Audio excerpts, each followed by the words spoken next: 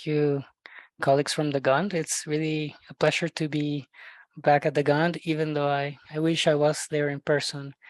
I'm right now in Ethiopia for a mission with the World Bank.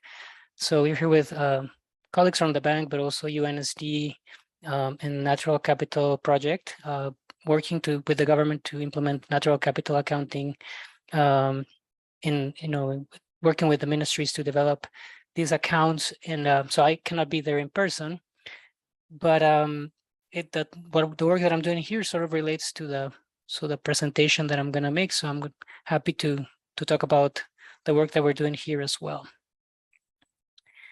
So I hope you can see my slides. I'm going to try to make it in full screen.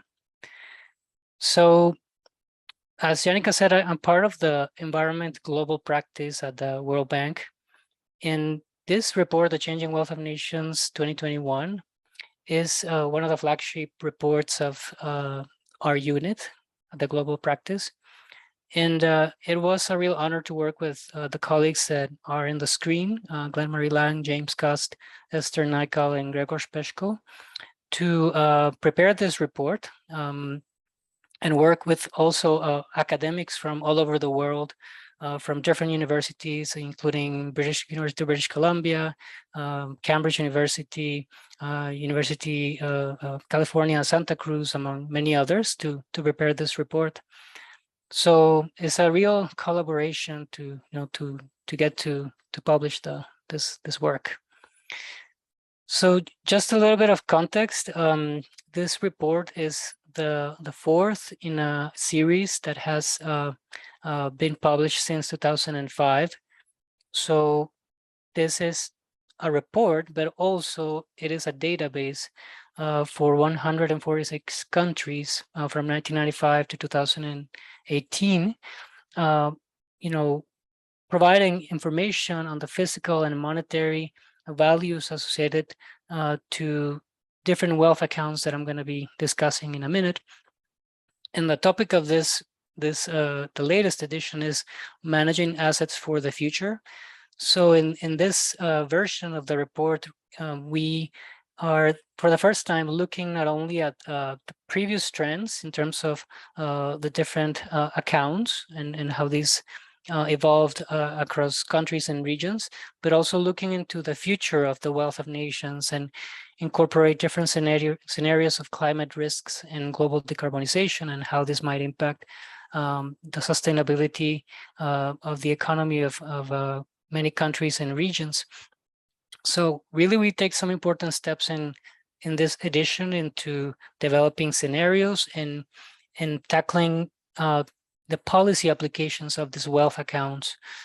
So if you look at the report, which you can find in the website that I'm going to share in the chat towards the end of the presentation, there you can find the main document, the main report, as well as the technical background papers for many of the chapters in the report, and access to the data set for this underlying the report.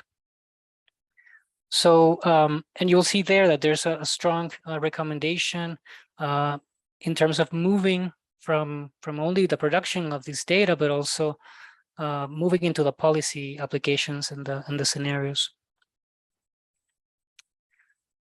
So how do we measure wealth accounts? This is, an approach that has been developed by the system of economic environmental accounting adopted by the United Nations. And it goes in parallel with the system of national accounts. So there's a whole framework, a standard that was developed to prepare the wealth accounts. And what is wealth? Wealth is,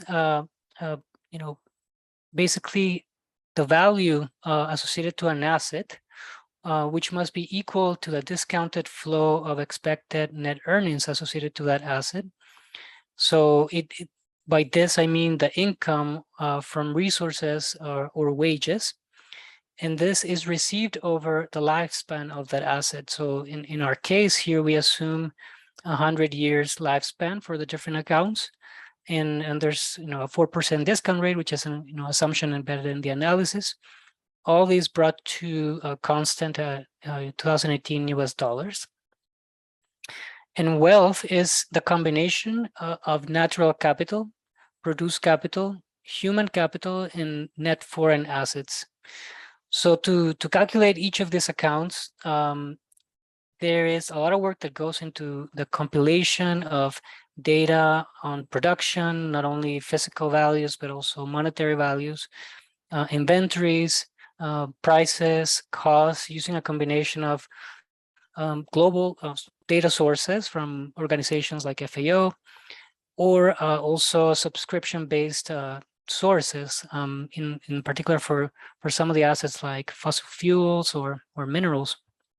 So we combine as many data sets, global data sets as possible to produce these accounts. And in some cases also, for example, in the ecosystem services accounts, there is a significant work that goes into the modeling of the ecosystem services at the global level. So there's a high resolution, spatially explicit analysis of some of the accounts, in particular for the renewable natural capital, as I'm going to describe in a second. So comprehensive wealth, as defined in this report, is formed by the assets that you can see in the screen. So as I said, you have produced capital, which is the set of machinery, infrastructure, urban land. You have non-renewable natural capital formed by fossil fuels and minerals.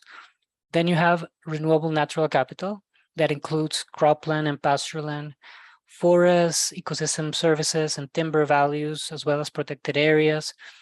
And in this edition of the report, one important, an important new element that comes into this set of assets is the blue economy assets. So we include in this report fisheries and mangroves as part of renewable natural capital.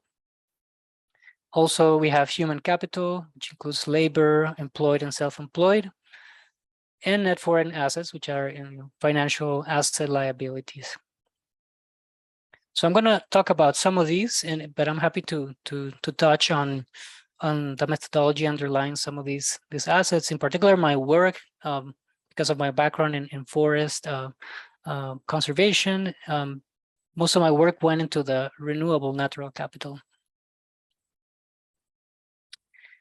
So part of the motivation for developing these accounts has to do with the fact that indicators like the GDP that are widely used and accepted all over the world really don't give enough information about the state of the assets that are underlying the income, or the income measure provided by the GDP. So, for example, GDP does not reflect a depreciation, depletion, or degradation of assets. So this is an important limitation of GDP as an indicator of economic well-being and sustainability. Now, on the other hand, wealth allows us to measure the underlying assets that generate this income, and also look at the physical and the monetary elements that drive changes in the value associated with these assets. The indicator of changing wealth per capita, which is one of our key measures, would allow to measure how the asset base changes over time. And this, the total wealth per capita can be decomposed, as I said, into different asset types of physical and monetary components, which can give us a much better picture about the sustainability of the economy into the future.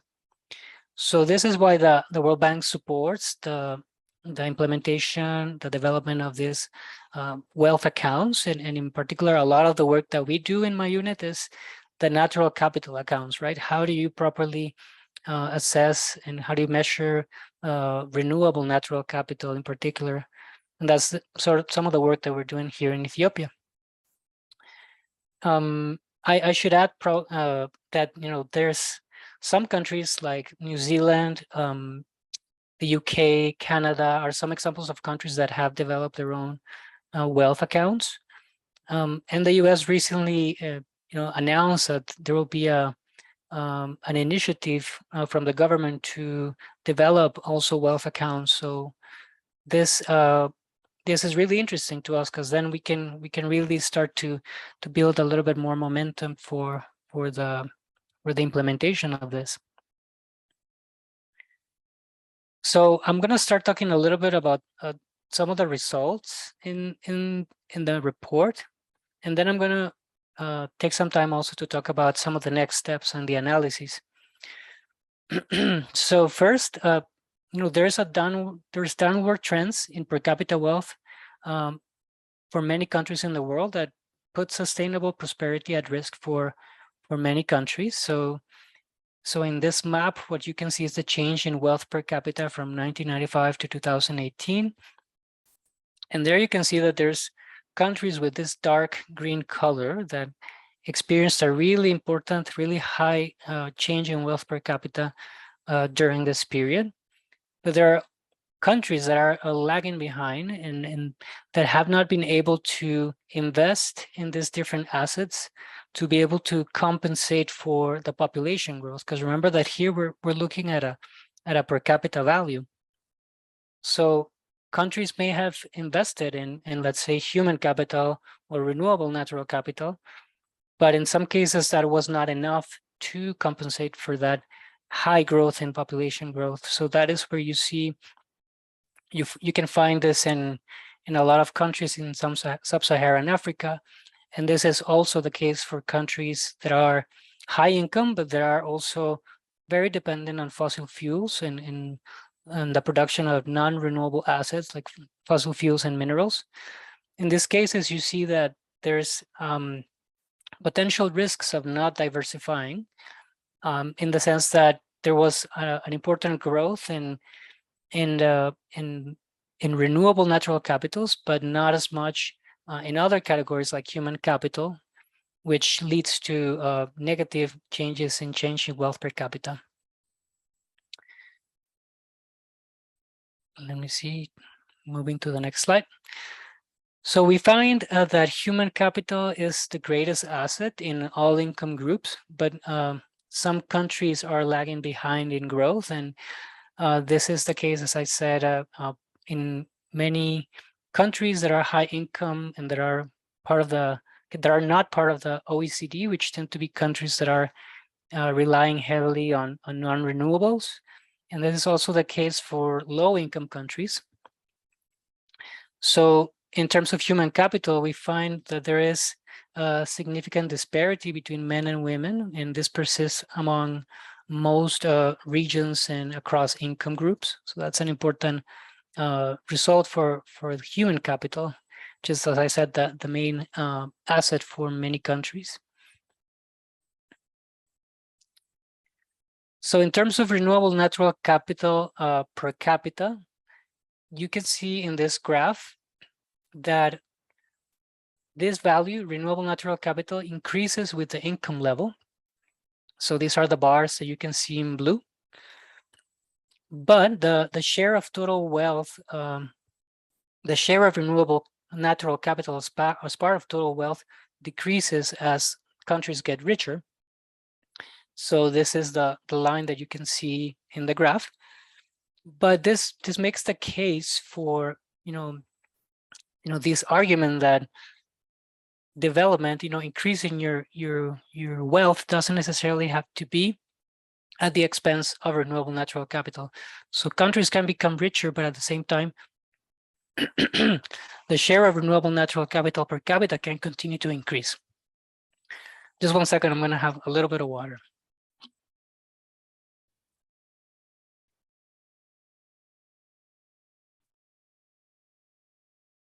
Okay.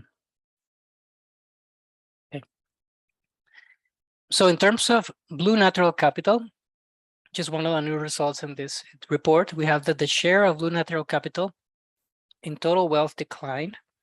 And this is the line in blue that you can see. This was driven by a significant drop in the value of fisheries, which dropped by 83% between 1995 and 2018. So this is a huge drop in one of the key assets for many countries. Now, what happened within Blue Natural Capital is that there was a shift in the proportion between fisheries and mangroves, at least those two assets that we include in our analysis. So you have a drop in fisheries, an important drop, and an increase in the value of mangroves. And there is some points that we make in this report that investments in assets like mangroves can be very, very important to mitigate future risks from climate change. So we also want to highlight that result.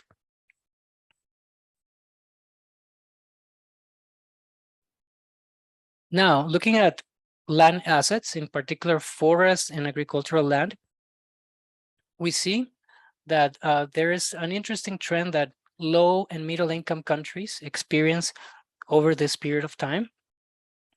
So again, this graph that I have here is only for low and middle income countries. And what it's showing is the decomposition of the value of forests and agricultural land,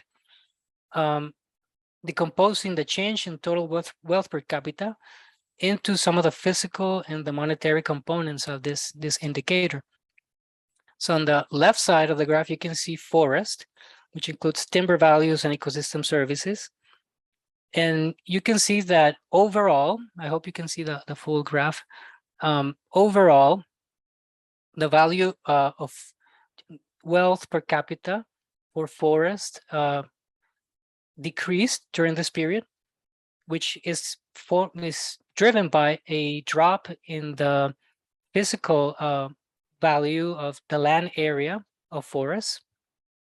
There was an increase in the wealth per square kilometer of forest during this period, but this increase was not able to compensate for the large population growth in low and middle income countries. On the other hand, you have agricultural land, where you see an increase in the overall wealth per capita, so that bar in red. This was driven by an increase in agricultural land in square kilometers, as well in the wealth per capita, wealth per square kilometer, which was able to compensate for a high population growth in low and middle income countries. So you can see that there was sort of a swap between forest and agricultural land in low and middle income countries. And it would be very important to think of strategies to increase the value of the square kilometer, wealth per square kilometer of forest, to be able to compensate for the high population growth in this group of nations.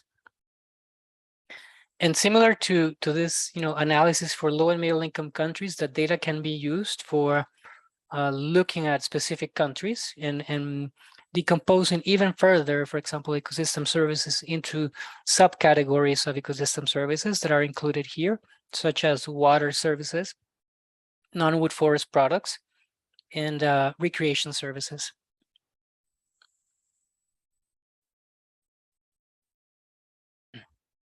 Then one final result that I want to discuss, because this is an important topic in the report of 2021, is an analysis of low carbon transition scenarios and how these can reduce the value of fossil fuel assets, in different degrees and in different degrees also for different types of non-renewable assets that are incorporated under the Changing Wealth of Nations. So, under the full implementation of Paris Agreement or different degrees of implementation of the Paris Agreement, there is a significant drop in the value of this fossil fuel wealth, which is a critical risk to assets that are, as I mentioned before, some countries are heavily relying on these types of assets, and in the absence of investments in other categories, there can be an important drop in wealth per capita in these nations.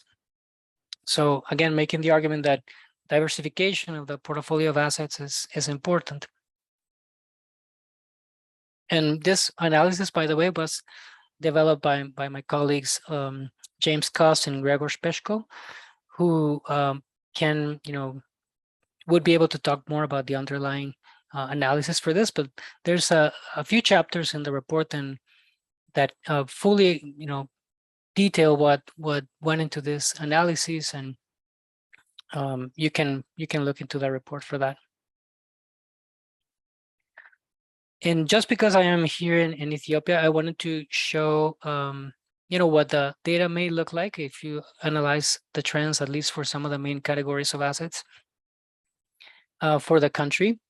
And let me just, and this graph is showing the composition of wealth per capita and looking at how human capita per capita evolves over time in the yellow, as well as natural capital in the blue, and produced capital in the, I guess, lighter blue or green. You can see that there was a sharp increase in human capital in the country, as well in produced capital in more recent years. But natural capital in the country is starting to decline towards the end of the period. Now, if we decompose natural capital into renewable versus non-renewable natural capital, you are able to see that in the country, this fall in the recent most recent years is driven by renewable natural capital, because the country really doesn't produce much of non-renewable assets. So here you can see that is renewable natural capital that is falling.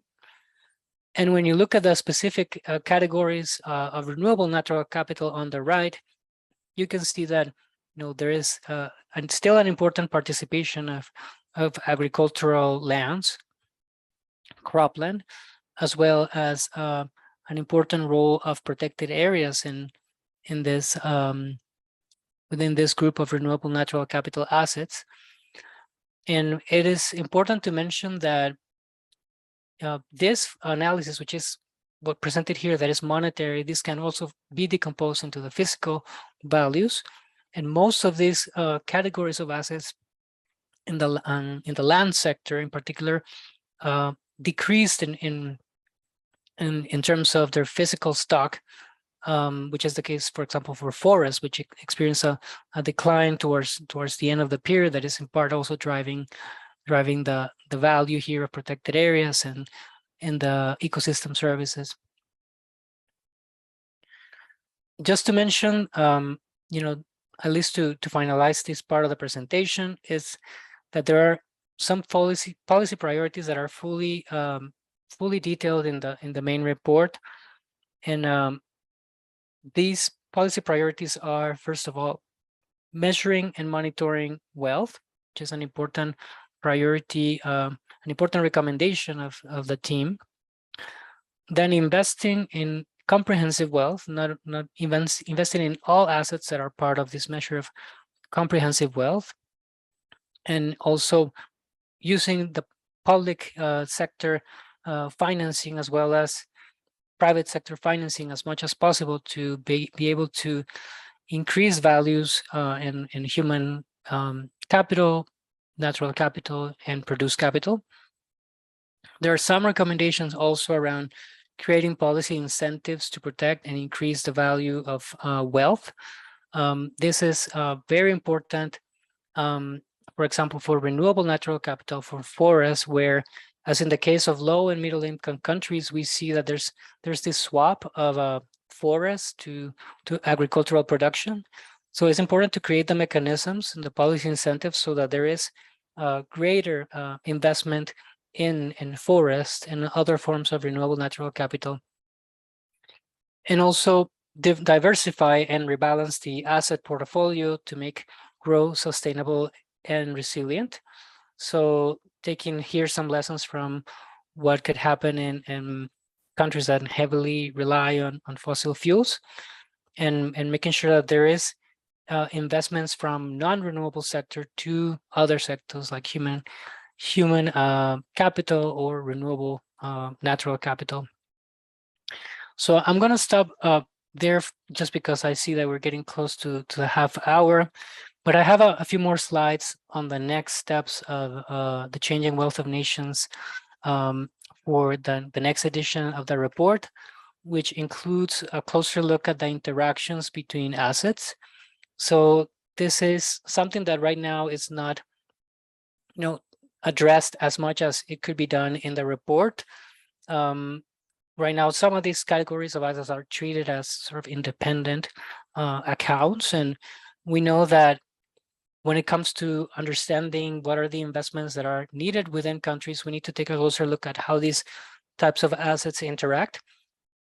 So it's actually links very well to some of the work that I've done with Taylor at the GUND and other colleagues at the GUND, which has to do with looking at the potential complementarity between forests and human capital. In that case, that work we did was human health.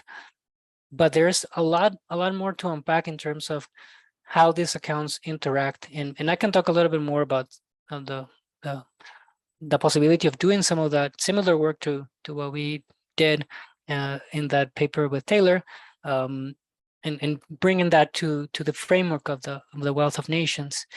And there's more work to do on policy applications, in particular for the renewable natural capital. We're beginning to discuss with different partners from University of Minnesota and from Duke University about developing restoration, forest restoration scenarios into the changing wealth of nations, as we are moving into this sort of forward-looking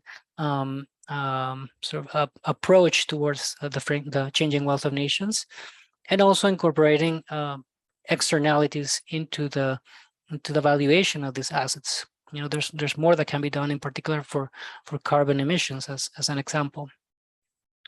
So I can start there for now.